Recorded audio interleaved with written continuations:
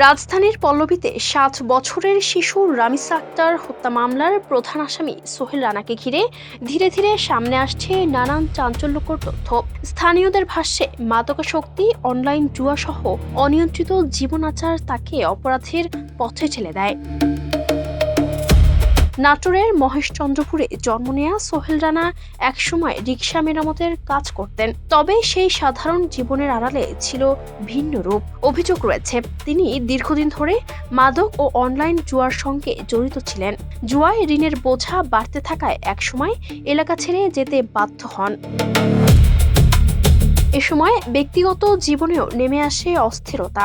ছোট ভাইয়ের স্ত্রীর সঙ্গে সম্পর্কের অভিযোগে ভেঙে যায় প্রায় 10 বছরের সংসার। প্রথম স্ত্রীর সঙ্গে বিচ্ছেদের পর দ্বিতীয় বিয়ে করে ঢাকায় নতুনভাবে জীবন শুরু করলেও আচরণে পরিবর্তন আসেনি বলে দাবি স্বজনদের।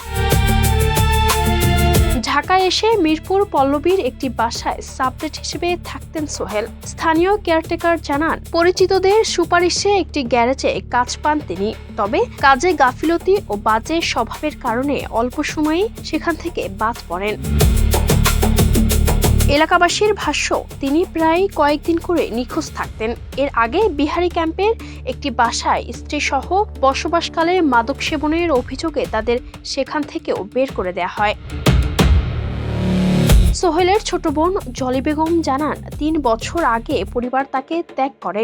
এরপর থেকে পরিবারের সঙ্গে তার কোনো যোগাযোগ ছিল না। এমনকি মা বাবার খোঁজ খবরও নিতেন না তিনি। মাদক ও জুয়ায় আসক্ত হয়ে পড়ে সোহেল রানা। সবশেষ পল্লবীর একটি সাবলেট বাসায় 7 বছরের শিশু রামিসা আক্তারকে ধর্ষণের পর হত্যা করে পালিয়ে যান তিনি। এরপর আদালতে স্বেচ্ছায় স্বীকারোক্তিমূলক জবানবন্দি দিয়েছেন ঘাতক সোহেল রানা। গত বুধবার ঢাকা মেট্রোপলিটন ম্যাজিস্ট্রেট আমিনুল ইসলাম জুনাইদ আসামি জবানবন্দি রেকর্ড করেন।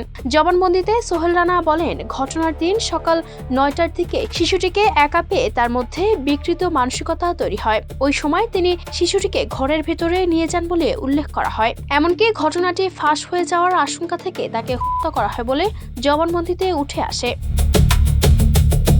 জবানবন্দিতে আরও বলা হয়, হত্যাকাণ্ডের পর বিষয়টি গোপন রাখতে আসামির স্ত্রী স্বপ্না আক্তারও জড়িত হন এবং লাশ গুমের পরিকল্পনা করা হয় বলে দাবি করা হয়। Desk report, campus Times.